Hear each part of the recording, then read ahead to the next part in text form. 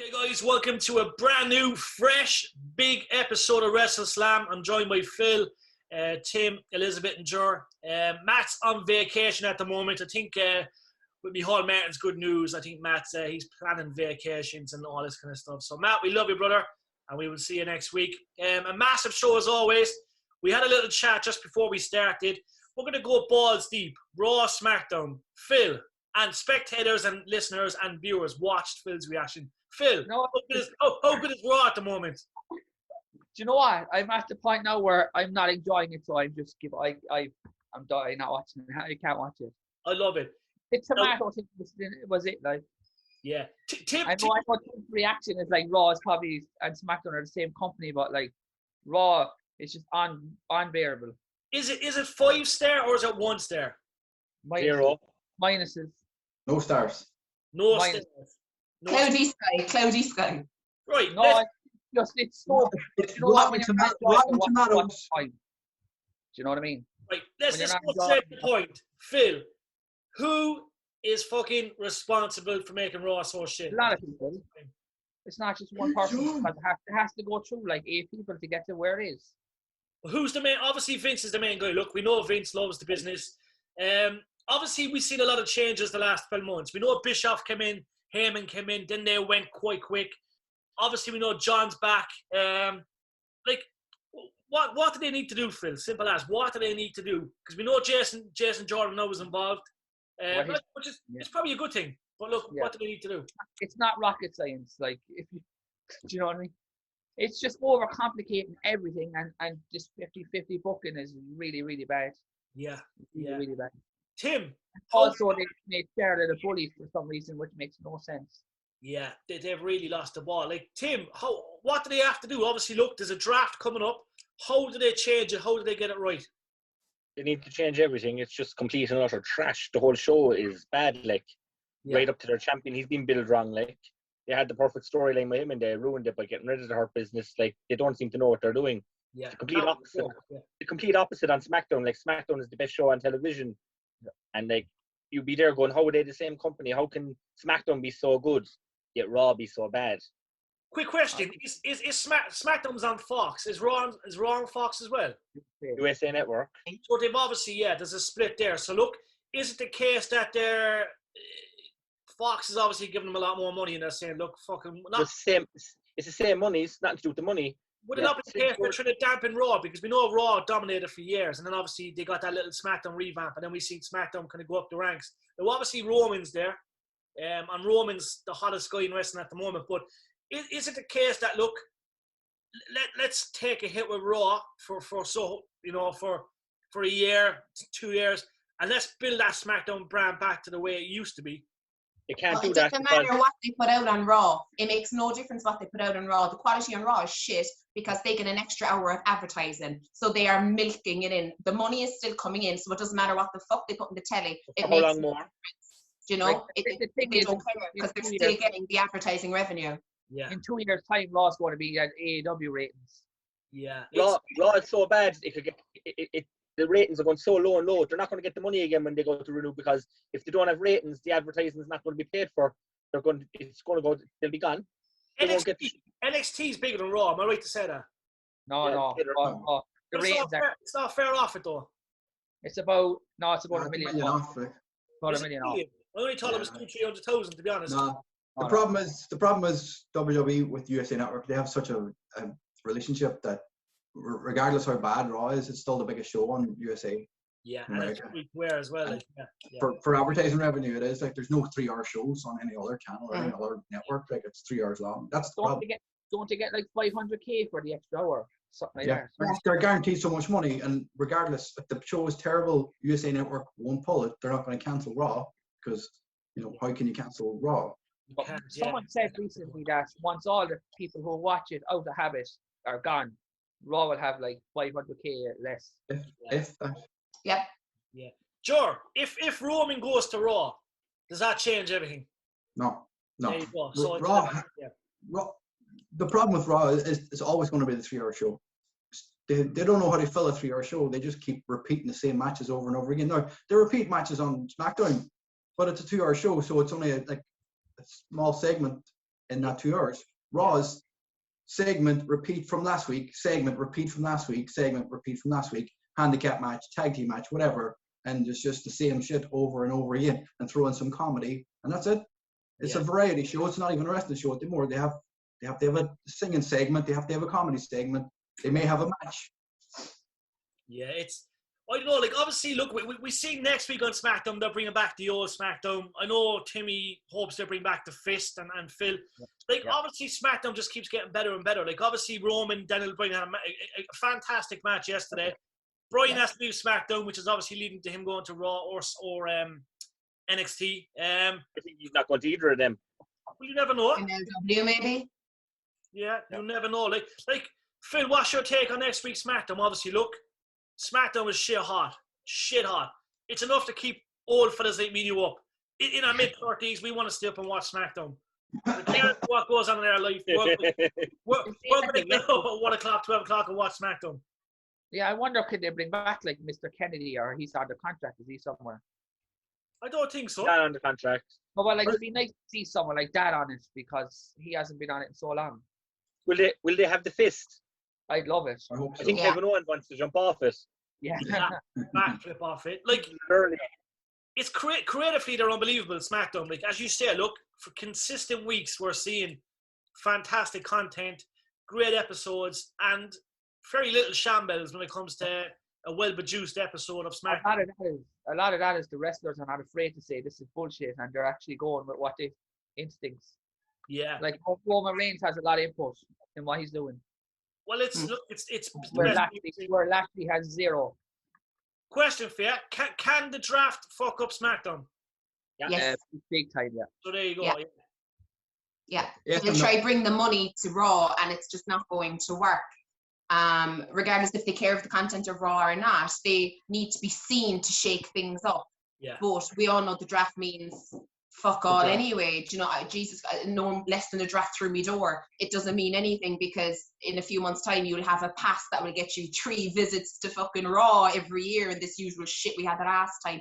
Won't mean anything. They're going to try and move the money to, well, the Roman and the likes. If he goes to Raw, SmackDown, it's not that it's in trouble, but Roman's going to get lost in that shuffle. And I just can't see how somebody what's there for Roman and Raw?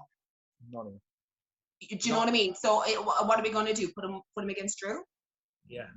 Do you know what I mean? And again, we're still rehashing, because it's like literally just doing your washing and then putting it on a spin. It's the same thing, just a little bit more sped up. So no idea. But if they do, it's going to be difficult for SmackDown. George, you missed the days of wrestling where you'd see a superstar like The Rock on Raw and SmackDown. Back in the day when we were younger, obviously we're still good looking, but look, when we were younger, obviously all that shit, look, we'd watch Raw and we'd watch SmackDown. The Rock, Austin were both on Raw and SmackDown. Do you miss them kind of days? Is there something that they could perhaps go back to? Or is it the case of, look at all the wrestlers today? You have to look, obviously they don't want to travel as much and they have more power. Yeah, they're not going to transcend the way The Rock and Austin and even Cena slightly like did back in the days. There's no superstar. Like, Roman Reigns is a great talent and he's carrying WWE at the minute, but is he transcending, do people outside of wrestling know who he is? Like, everybody outside of wrestling knew who The Rock was and Stone Cold was and Hulk Hogan, and that's the way, that's the where wrestlers need to be. They need to be able to be recognized outside of the WWE or the wrestling community, and that's the problem. Nobody recognizes anybody. Maybe Roman Reigns, that's an active full-time member of the roster. Like, other than that, there's nobody else out there. Like, Tim, if Vince McMahon ran you in the morning and said, "Look, Tim, give me 2 or 3 names to save Raw," what would you do? Because obviously, you look at Brock. Brock comes back, he's on Raw. Obviously, the Brock and Bobby Lashley thing might get the ratings up a small bit, but is it the case that Vince has to really try and get John Cena back? Although we know it won't happen because, look, he's contracted to Hollywood films and stuff, but should he really be looking down that path? No, it's not. It's not the wrestlers are the problem with Raw. It's the length of the show and the writing. It's obviously been ripped by 3-year-olds because we could write a better show. Yeah. Like as Philip brought up the tomato incident now, or like making no sense putting Randy Orton and Matt Riddle together. That makes no sense. Yeah. But would you not, just say for argument's sake, you have a 3-hour slot, right? Me and you, Elizabeth, and Ger and Phil would know how to fill a 3-hour slot. Given the roster you have, right? We know how to fill it, right? Obviously, you have backstage segments. You have good matches. Would you not, like, you know what I mean? Would they not really just think outside the box and say, right, look, this is Monday Night Raw. You know, maybe open the forbidden door. They are a little bit. They're talking with MLW, but it'll be more send people there than bring people in, because they're not going to bring in, say, the champion from MLW and have him go strong on Raw, because it wouldn't work.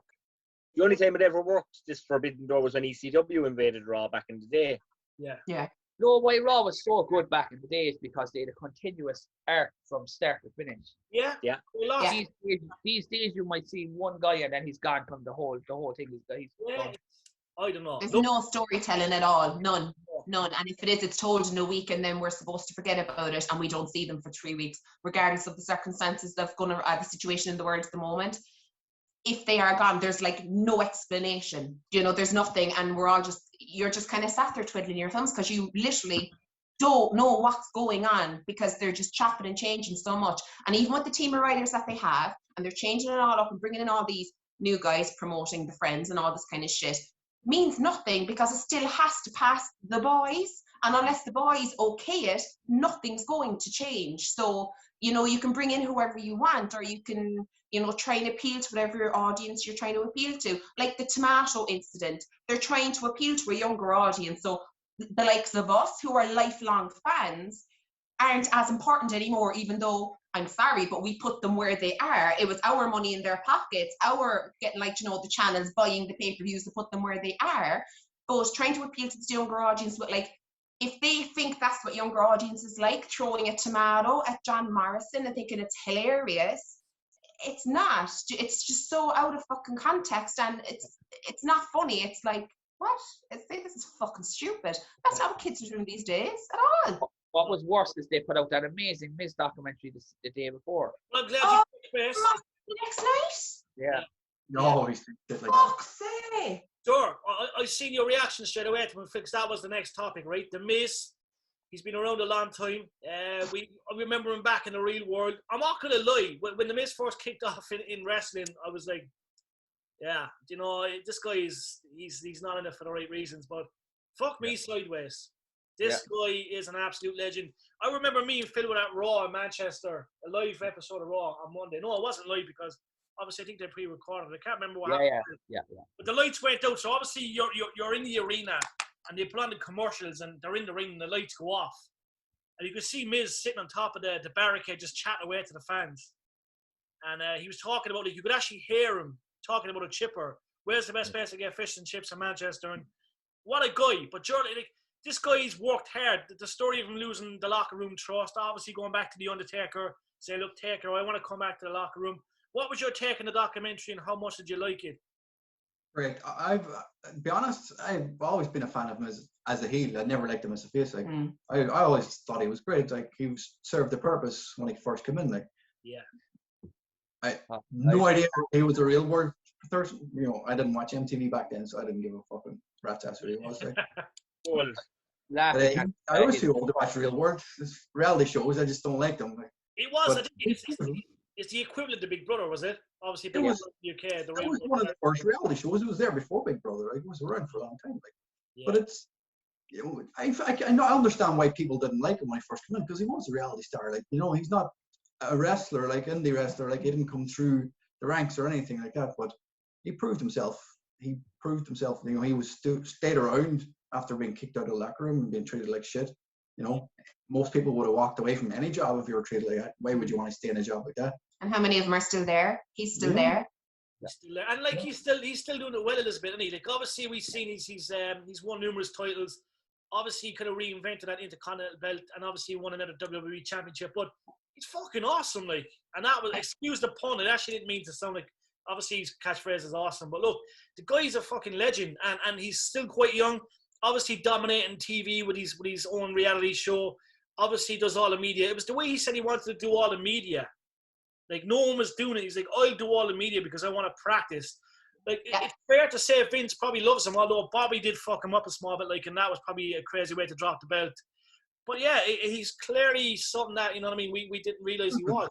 Hard work pays off. Yeah. That's exactly what he proved. It's surreal. The thing with me with the documentaries when he banged his head, because on the night on that WrestleMania, we were like raging because this can't end in a count out. Yeah, yeah. You can see it happen as well, like, I remember. Were you at that one, Tim? What year was that? 27. No, I was 26. Okay. Yeah. Like, Tim, what's your take on the Miz? Look, you... Brilliant. Yeah. Brilliant. They use him wrong occasionally, but he'll do anything and he'll make anything work. Yeah.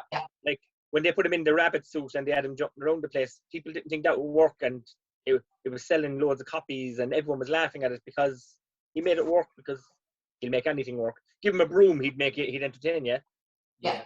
But he's very cool under pressure. Like, you know, like, don't get me wrong, behind cameras, everyone could be different, but he seems to be a guy that actually does step back and really kind of, like, you never really see an unhappy Miz. Like, I as I said, over the years, I've seen him at media events and stuff.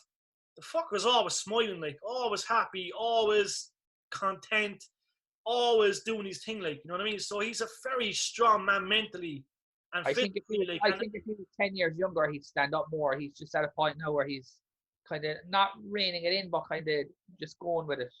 What's his age? 40? He's 40, I'd say, yeah. Yeah, like, yeah. He's still got another 5 years at top. Oh, yeah, but if he was if he was early 29, 30, he'd probably stand up more to say this is not good, like. Yeah, but different times, as you say. Look, when he entered the company all them years ago, like, there were different times. You know what I mean? That was hilarious. Attitude / you know. Hoorah! Yeah. Madness, absolute madness. Obviously, would you put that at, like, you know, the way we've seen, you know, the last Ray documentary and stuff? Like, I'd have to say that Miz one was definitely up there in the top 5 for me when I watch stuff on the network, like. Yeah. It seems better and better, like, all the time. Yeah. No, he's awesome. He's awesome. In the rumor mill at the moment, we have to just touch name on a few female superstars. Tessa Blanchard, right? Obviously, look, we know she can wrestle. She's a racist. Yeah, look, controversy seems to follow everyone. Sometimes people overreact. Some point, like, you know what I mean. There's always stories and stuff. But look, she's obviously a free agent. Tim, do you reckon AEW are going to snap her, or is it the case she'll end up in WWE? She's going to AEW, 100%. Her, yeah. I'd say it's more or less times, they reckon. And the one thing about her going to AEW is, as Phil said in our group chat, her father might be able to keep her in line. Yeah. Because she's done questionable things, like when Impact had to buy the title back off her and things like that. Yeah. Like, is that going to work? Like, obviously she's not going to work in any capacity with Impact. But with her father being there and her husband going there as well, that might keep her in line a bit. And she obviously knows there's not really much more choice for me. Everyone was saying, oh, maybe WWE are bringing her in, blah, blah, blah. But according to reports, WWE have no interest in her because of her attitude. Yeah. I don't think they'll touch her. They don't need her right now. They won't, no. They have enough bad publicity. Yeah, and the women's division is absolutely saturated. When she was there for the Mae Young Classic, like, she supposedly had a very, very bad attitude. Like, yeah, you don't do that when you're trying to get signed by a company. Well, is that just down to the fact, like, look, we've known about her for a long time, and not that Mae Young, like, the Mae Young Classic is quite fucking unique, but, like, she probably thought at that stage of her life that she should have been on the main roster rather than going through a Mae Young Classic, you know what I mean? 2021 at that time. Still, though, we all knew who she was, you know what I mean? It's like, you look at the likes of Samoa Joe and Drew McIntyre, like, when they went to NXT, people were kind of saying, hold on a second, but they seen the big picture, like, you know what I mean? Maybe she just didn't see the big picture, like, maybe it was the fact, look, I don't, yeah, you know what I mean? I think it's her last chance, to be honest with you. If anything comes up for her now, she's finished. Yeah. No, it's interesting. But in saying that, I don't think she'll get a huge push either. In AEW? No. In AEW, yeah. They won't make that mistake. They'd be afraid to push her because of what she done. Like, Impact pushed her to the hills. They gave her their men's world title. Like, it wouldn't to Mexico and refused to travel. It wouldn't surprise me to buy the belt back. It wouldn't surprise me if she's in mixed tag matches. Yeah, no, we'll have to see what happens.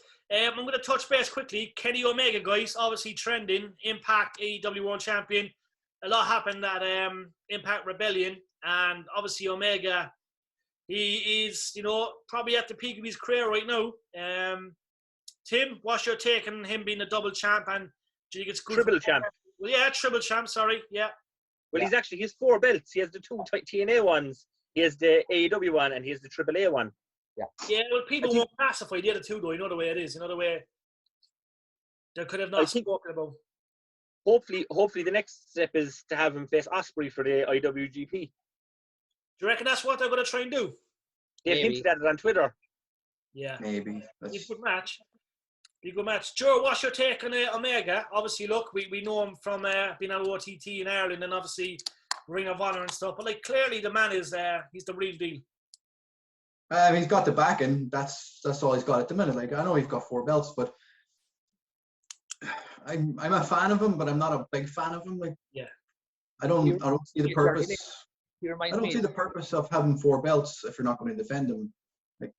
When's the next time he's going to defend the AAA belt or the Impact belt? The AAA one, the issue is they're not actually running many shows because of travel restrictions. So why have it? Why isn't he defended on AEW like John Moxley's going defending the... Exactly. Why not defend all the belts? Why not defend them all at the one go? It's like having 4 belts but not holding your trousers up. What's the point in having them if you're not going to use them? To lose, just defend them and win. Yeah, just defend them. I know this week's AEW was pre-taped, so he didn't come out with the belts. That's why he wasn't there with the belts this week. It was pre-taped last week before he won it. He dubbed over commentary about it, but they knew the result. They could have done something. Yeah. The problem was they had the fans there and they couldn't really give it away to the fans so that he was becoming champion. I know, yeah, but they could have pre-taped something else afterwards or something. Maybe not have him in the ring at all. Have him only doing a backstage segment would have been the better option. All they needed was 5 minutes to tape something even after Rebellion happened. They could have just taped it without any fans there. Just have a load of roster and the crowd. Short-sighted. You're right. They should have done it definitely. Do you know what I mean? If they really thought. They didn't make a big enough deal about it. He's after winning an all company's belt, and all he did was a segment in the limo when they came out and got beat up by John Moxley and Eddie Kingston.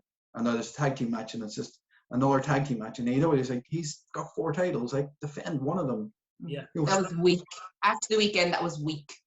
Yeah. The appearance after Wednesday it was weak. And I don't get the hype. I'm sorry, pass. I don't get the hype at all. Yeah. I don't get it. I don't care how many belts he has. I don't care what he's done with a broom, with a cleaner. Really couldn't give a fuck. I don't get the hype at all. I really don't. I know he's Tim, hold up, right? I'm not done, okay? I'm just saying you talk about Kenny, but I just don't get the hype because yes, he came in hot and all this, but he's still an EVP, and I just it's this carry. I don't get this whole 4 belts, 5 belts, whatever. I don't care. Becky fucking 10 belts, whatever he wants to try and be. I don't get it because Impact, I believe, is going to suffer out of this. I don't think it's going to make Impact any better. I don't think he's going to make a difference with him. I really don't. I honestly, in all honesty, to be straight up, I think it's the biggest display of willy waving I've ever seen in my life. I'm sorry. I just think he is his own biggest fan. I don't get the hype for someone who's carrying all the belts. It was lackluster and lame. That fucking shit show that was on in the ring in AEW on Wednesday night. I just do not get the hype. I think the hype train and the backing is bigger than the man himself. Maybe go back 5 years, yeah. But now, Saz, no. And breathe. Phil? AEW is in big trouble at the moment. In what way? As in ratings-wise or just... The storyline's just not good at all. It's not good. The last one there now wasn't very good. It was not good at all. Yeah. My brother's a huge fan of it, and he even said this is no good. And Jericho called a meeting. Didn't I hear something about Jericho calling a meeting about it? Yeah. About repetitive stuff.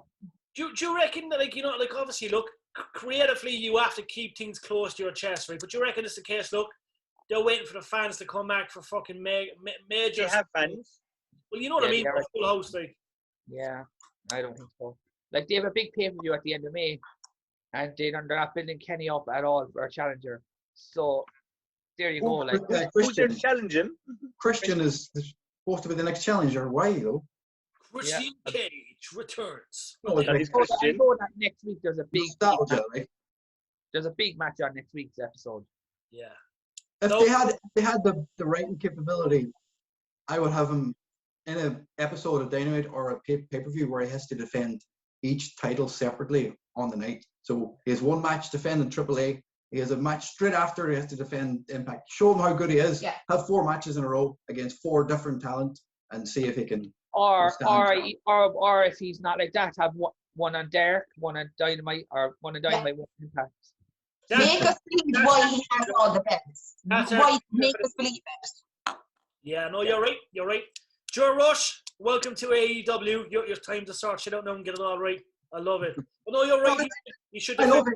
No, don't get me wrong. Like the blood and guts match, I cannot wait for that. Yeah. The promo between both factions was epic, and I do hope the Pinnacle won, because if they get beaten, it's pointless even having them as a stable after you're getting beaten their first big match. Like, so I think they should win it. But that whole segment was epic, and it made me really, really want to watch next week's Dynamite. Definitely.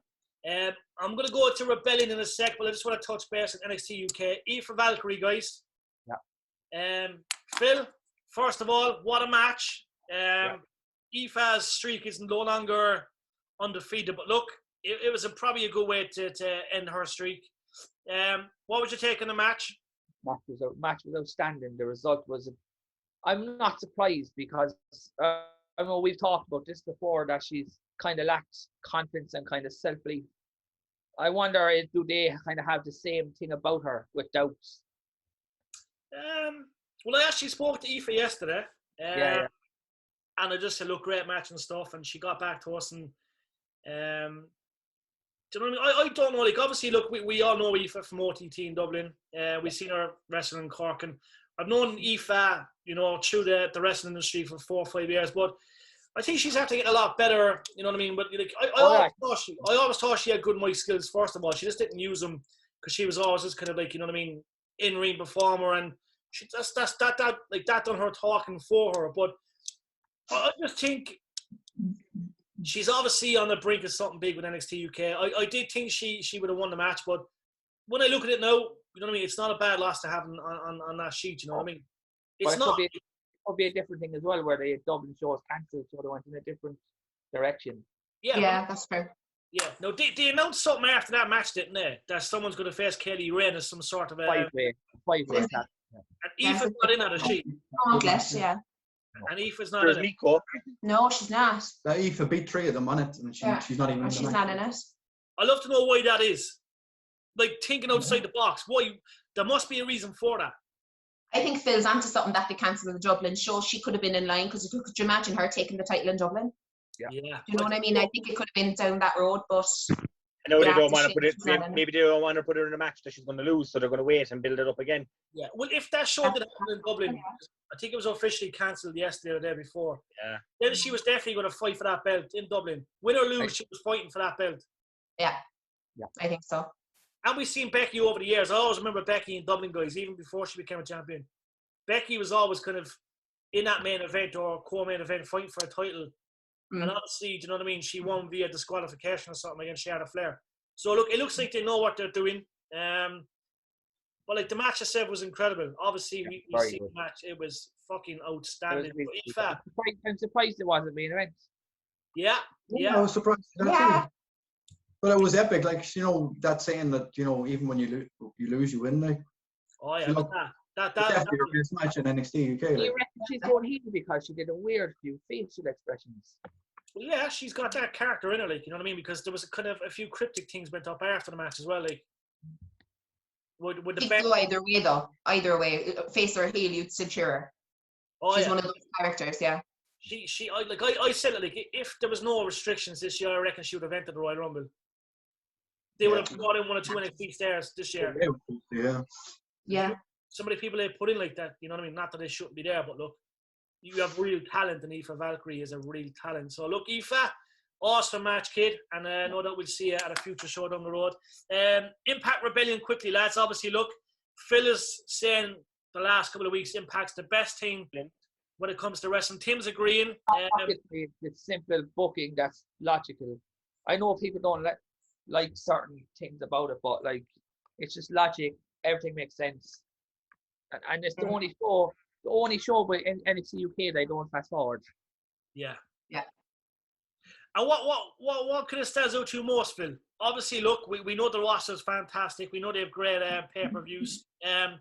shit's on a straight and narrow, basically. Like the length of the show and the simple booking, basically. Yeah.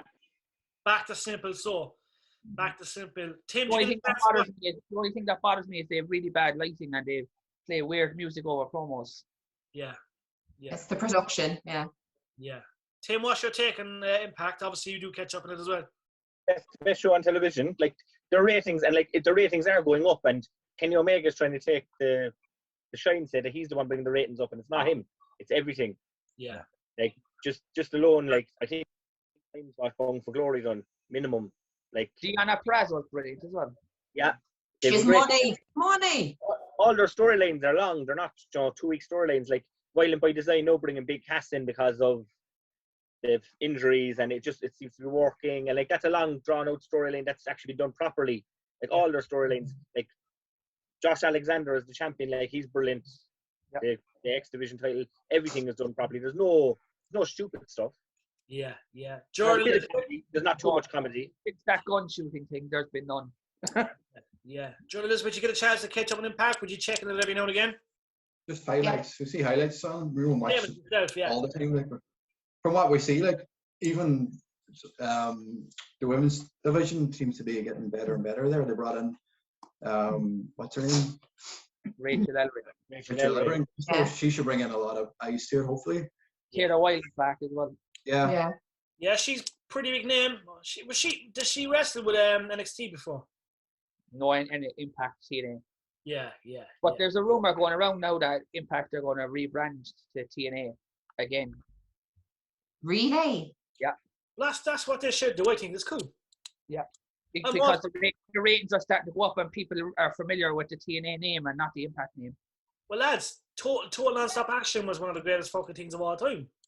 Yeah, that is true. Back in 2006. Back in 2006, they were getting nearly 2 million viewers. Yeah, it was AJ, Samoa Joe, fucking even Booker T, Scott Steiner, Kurt Angle. It was fucking unreal. Remember, we all used to laugh about the wrestling ring. Yeah. But no, we no longer laugh because it was actually fucking quite epic. Yeah. The X Division Championships are fucking viewed probably 400 million times. And it looks like Mo has been signed. Yeah. No, interesting times. Merchandise, guys. There's a few emails about the merchandise. So, Elizabeth and Joe, you have the cups there, don't you? What, these? These, is it? These ones? These beautiful cups. Yes. They're just normal cups. These don't morph. They're just the normal ones. Yeah. So they're awesome. We also have the morphing cups as well. T-shirts and hoodies and stuff. All that stuff will be announced in due course. I'm loving the T-shirts as always, John Elizabeth. Macho Man and WrestleMania. Awesome. Elenia? What'd you say? WrestleMania with an ES? Oh, yeah. We love her. Queen Bee. Love it. All going to be worth a fortune. All going to be worth a fortune. Tim, absolute honor as always, my friend. Phil, thank you very much as always. John Elizabeth, absolute honor as always. We'll be back next Sunday with a brand new show, and we should have a guest on next week. There's 1 or 2 lined up, but look, things do change. But yet again, we do stand with 2 guests next week. So stay tuned and we'll announce where they can catch them interviews and stuff. Tim, Phil, John Elizabeth, thank you very much. Enjoy your Sunday, and I'll see you soon, okay? Cool. Good, lads. Bye.